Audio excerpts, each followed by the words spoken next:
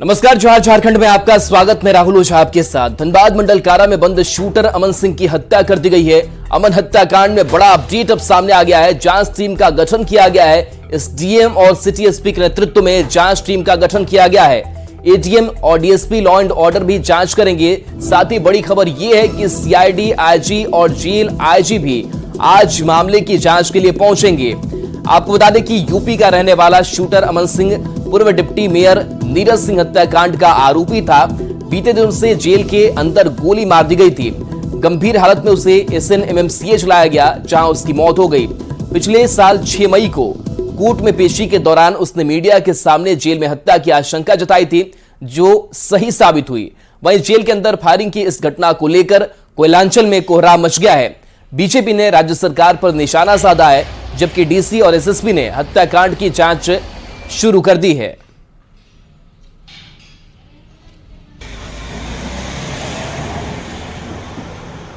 सुरक्षा को लेकर खतरा, बस इतना बताना चाहते हैं कि कोई वरिष्ठ अधिकारी और हर सिंह और कान्हा बच्चा सिंह लोग मेरी हत्या कराना चाहते हैं।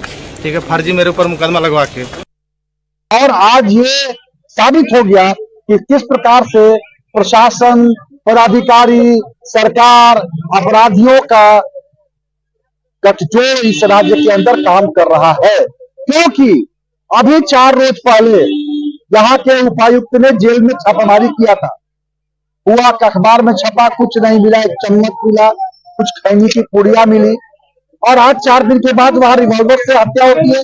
6 गोली अपराधी के सीने में उतार दिया जाता है। मैंने तो मांग किया है कि जो भी इस छापामारी में नीचे से ऊपर तक जो लोग भी थे, सबको अविलंब बर्खास्त किया जाए। इस तरह से जेल में हत्या हुई है तो जेल में हथियार कैसे गए? जेल में हथियार गए तो निश्चित रूप से जेल में कैसे हथियार गए ये जांच का विषय है। जेल प्रशासन और पूरे गृह मंत्रालय सबके अधीन जेल होता है। जेल आईजी है तो ये पूरा गृह मंत्रालय से लेकर नीचे तक सब लोग जिम्मेवार हैं कि जेल में हथियार कैसे गए। तो देखिए, धनबाद जेल में मर्डर को लेकर के कई गंभीर सवाल भी उठने लगे हैं। सबसे पहला सवाल यह है कि धनबाद जेल जैसे सुरक्षित स्थान में आखिर हथियार कैसे पहुंच गया। सवाल यह भी है कि धनबाद जेल में हथियार ले जाने के लिए दोषी कौन है। सवाल यह भी कि इस गंभीर लापरवाही के लिए जिम्मेदार दोषियों पर कार्रवाई कब होगी। और संजय गुप्ता हमारे साथ फोन लाइन पर है। संजय, जिस तरीके से जेल के अंदर इस हत्याकांड को अंजाम दिया गया, सवाल कई है कि हथियार वहां पर कैसे पहुंच जाता है, निगरानी कैसे नहीं होती है, जेल प्रबंधन पर, प्रशासन पर भी कई सवाल खड़े होते हैं। क्या पूरी घटनाक्रम सामने आई, अभी क्या कार्रवाई चल रही है? फिलहाल तो इस घटना के बाद जिले के जांच कराने के बाद करें बोल रहे हैं जहाँ कहीं भी लड़के है उनको जो भी दोषी हुए उनसे कार्रवाई है। लेकिन सबसे बड़ा सवाल है कि इस जेल में चंद दिन पहले औचक निरीक्षण किया गया और औचक निरीक्षण में ना ही तो हथियार मिला, ना ही कोई संदिग्ध वस्तु मिली, और उसके बाद इतनी बड़ी घटना हो जाती है। जेल में बंद जो अपराधी हैं, जो कैदी हैं, जो वहां पर अपने आप को सुरक्षित महसूस करते, उसे गोली मार दी जाती है और उसकी मौत हो जाती है। तो कहीं ना कहीं जेल के प्रबंधन पर एक सुरक्षा के सवाल खड़े हो रहे हैं। साथ ही साथ ये भी बातें स्पष्ट हो गई है कि जेल में कहीं ना कहीं भ्रष्टाचार है, क्योंकि अगर जेल के प्रहरी जो वहाँ सुरक्षा में तैनात रहते हैं तो कहीं ना कहीं वो कुछ न कुछ अपने दिमाग रखते हैं। उस दिमाग के बाद जो है कोई भी संदिग्ध चीजें जेल के अंदर दे देते हैं, चाहे फिर वो हथियार हो या अन्य वस्तुएं हो। अब इस मामले में जांच कमेटी बैठाई गई है। जिले के एडीएम सिटी एसपी को इसके निर्देशित करने के लिए दिया गया है। राज्य स्तर से भी 3 सदस्यीय टीम यहाँ पहुंची हुई है। और साथ ही साथ अब भी बताया जा रहा है कि जांच की भी अनुशंसा कर दी गई है। तो जब तक ये जांच, संजय, की खबर ये भी सामने आ रही है कि जो अपराधी छोटू सिंह है उसने जिम्मेवारी ली है इस पूरी घटनाक्रम को लेकर के। छोटू सिंह कौन है, क्या इसके बारे में क्या जानकारी मिल पा रही है? फिलहाल जो छोटू सिंह और अमन सिंह पहले एक ही साथ काम करते थे, लेकिन उन दोनों में किसी बात को लेकर विवाद हो गया। और कल जो है आशीष रंजन की जो है एक छोटी सी एक ऑडियो वायरल हुई है और इस हत्या की बीमारी में उस ऑडियो में साफ तौर पर कह रहे हैं कि हमने ही ये साजिश किया है, हमने ही ये हथियार को जेल के अंदर पहुंचाया है। क्योंकि अमन सिंह जो है उसकी हत्या करवाना चाहते थे चंद पैसों के लिए, और यही कारण है कि इसने उसकी हत्या करवाई है। अब ऑडियो आने के बाद भी जिला प्रशासन इस ऑडियो की भी जांच कर रही है। हालांकि इस ऑडियो की कोई आधिकारिक पुष्टि अब तक नहीं हो पाई है, लेकिन जो ही ये जिम्मेवारी आई है तो पुलिस प्रशासन की ओर से और आशीष रंजन जो कि वारंटी है उसकी भी खोजबीन की जा रही है, और जो इस मामले में गोली चलाए थे उसकी भी पहचान हो गई है और उसके खिलाफ कारापाल के द्वारा धनबाद सदर में मोहम्मद मुस्लिम अंसारी के द्वारा FIR लॉन्च किया गया है। क्योंकि जिस समय ये घटना अभी उस समय मुस्लिम अंसारी जो कि कारापाल है वह वार्ड नंबर 3 में जहाँ की अमन सिंह थे वहां पर गए, वहां से सुरक्षा कर्मियों पूछताछ गोली मारने वाले की पहचान हो पाई। जी संजय, एक खबर ये भी सामने की जो पूर्णिमा नीरज सिंह है उनका भी एक पोस्ट सामने आया कि जो जैसा करता है वो वैसा पाता है। इस पोस्ट को कैसे देखा जाए?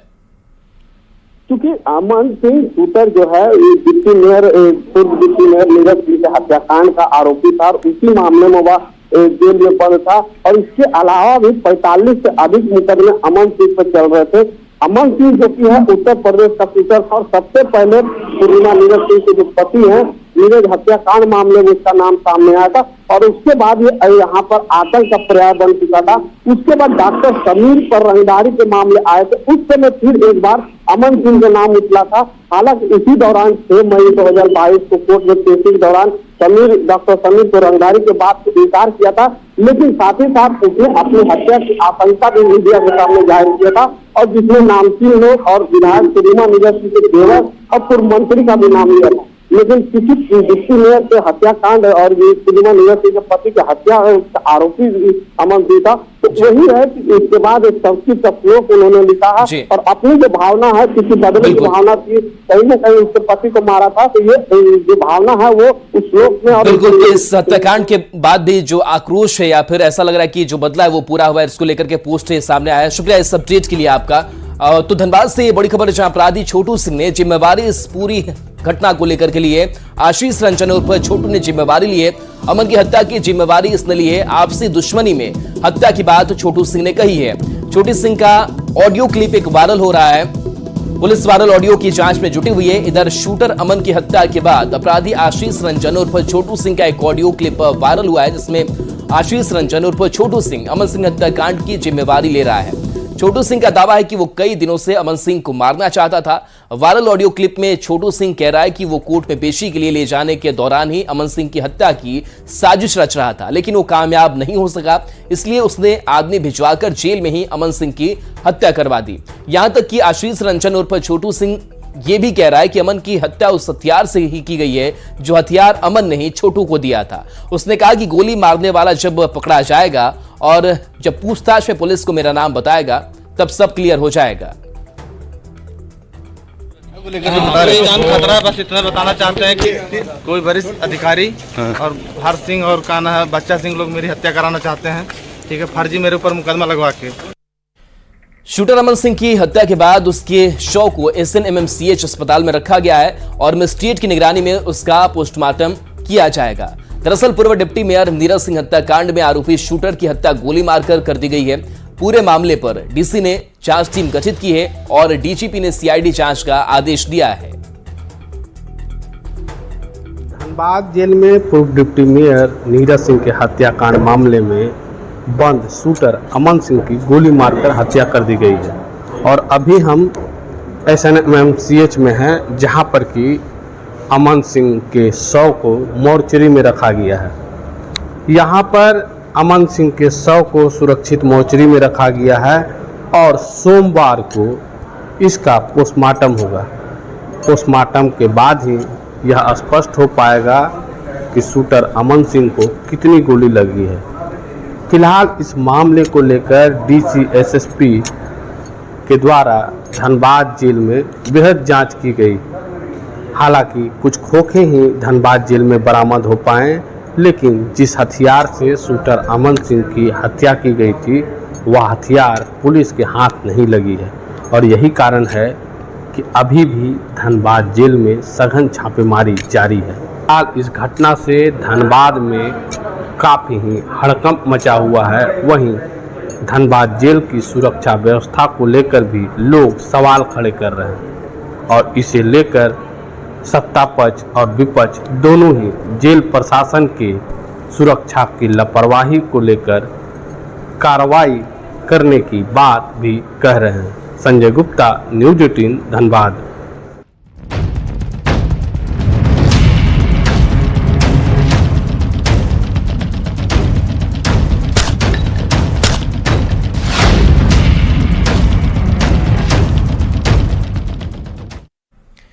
तो धनबाद जेल में शूटर अमन सिंह के मर्डर के बाद झरिया के कांग्रेस विधायक के पूर्णिमा नीरज सिंह का फेसबुक पोस्ट वायरल हो रहा है। इस पोस्ट में उन्होंने संस्कृत के एक श्लोक का जिक्र किया है। साथ ही उस श्लोक का अर्थ समझाते हुए लिखा है कि हर अच्छे और बुरे कर्मों का फल जरूर मिलता है।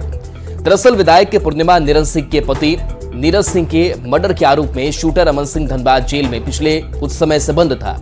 अब जबकि उस शूटर का ही मर्डर हो गया है तो एफबी पोस्ट के रूप में विधायक के पूर्णिमा नीरज सिंह की ये प्रतिक्रिया सामने आई है।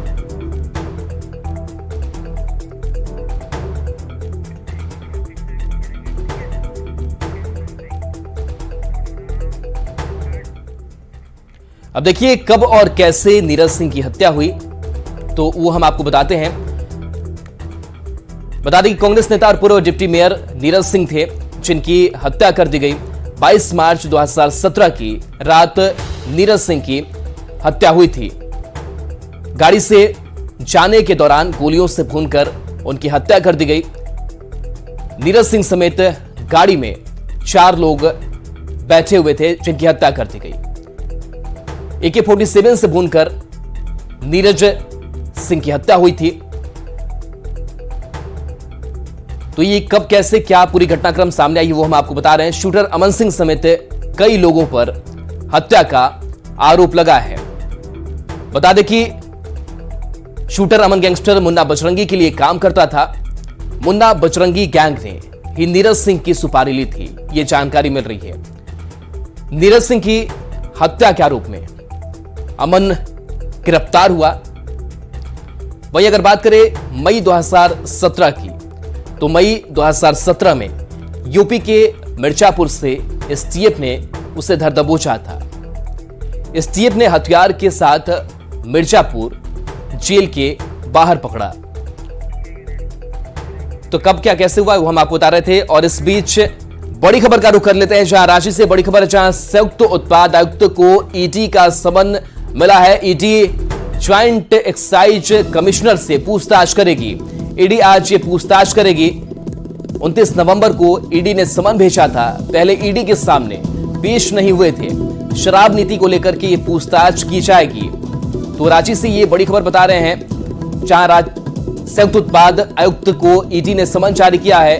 ईडी ज्वाइंट एक्साइज कमिश्नर से पूछताछ करेगी। शराब नीति को लेकर के पूछताछ की जानी है। 29 नवंबर को भी ईडी ने समन भेजा था लेकिन उस वक्त वो उपस्थित नहीं हुए थे। ओम प्रकाश हमारे साथ फोन लाइन पर जुड़े हैं। ओम प्रकाश, संयुक्त उत्पाद आयुक्तों से पूछताछ की जानी है, क्या अपडेट है इस मामले को लेकर? जी बता दें कि 11 बजे तक का समय जो है वो दिया गया है ईडी की तरफ से कि इस बीच में उन्हें हाजिर होना है।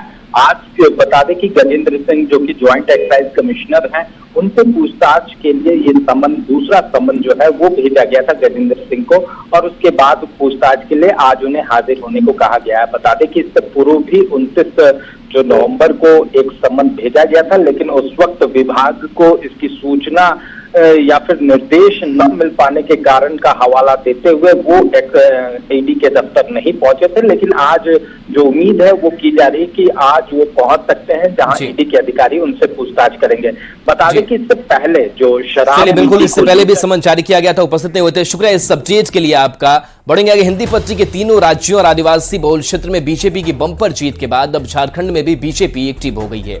बीजेपी विधायक सीपी सिंह का कहना है कि छत्तीसगढ़ की कहानी झारखंड में भी दोहराई जा सकती है। साथ ही उन्होंने बड़े दावे करते हुए भी कहा कि इस नतीजे के बाद INDIA गठबंधन के कई नेता उनके संपर्क में है। देखिए उनसे खास बातचीत की है हमारे संवाददाता संजय कुमार सिन्हा ने।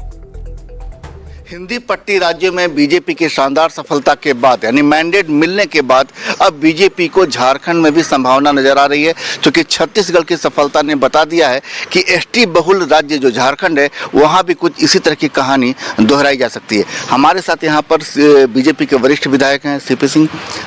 सर, अभी जो रिजल्ट आए हैं छत्तीसगढ़ की बात करें तो क्या लग रहा है कि झारखंड में कुछ ऐसा हो सकता है? कुछ भी हो सकता है। जो मध्य प्रदेश में हो सकता है, छत्तीसगढ़ में हो सकता है, तो यहाँ क्यों नहीं हो सकता? देखिए छत्तीसगढ़ यहाँ से ज़्यादा आदिवासी बहुल है और वहाँ पर भारतीय जनता पार्टी ने शानदार जीत हासिल की है, तो ये चीज़ झारखंड में भी संभव हो सकता है। इस जीत के बाद INDIA की भविष्य की बात करें खासकर झारखंड में, तो क्या लगता है कि आपको अब क्या है आगे? देखिए इंडी का जो भविष्य है ना, वो मुझे ये लगता है कि बेहतर होगा। इंडी का भविष्य जो है बड़ा दुर्गम काल उनके लिए आने वाला है और झारखंड में भी आएगा, ये मुझे पूर्ण विश्वास है। जो हिंदी पट्टी राज्यों में जो विधानसभा चुनाव के नतीजे आए हैं, उसके बाद कई ऐसे भी नेता हैं जो विरोधी दल के हैं और इनके संपर्क में हैं। और दूसरी बात यह है कि इस बात को चर्चा आ रही है कि लोकसभा और विधानसभा के चुनाव क्या झारखंड में साथ होंगे। इस पर इनका साफ कहना है कि नहीं, ये सब तमाम चीज़ें जो है चुनाव आयोग पर निर्भर करती है। संजय कुमार सिन्हा, न्यूज़ 18, रांची।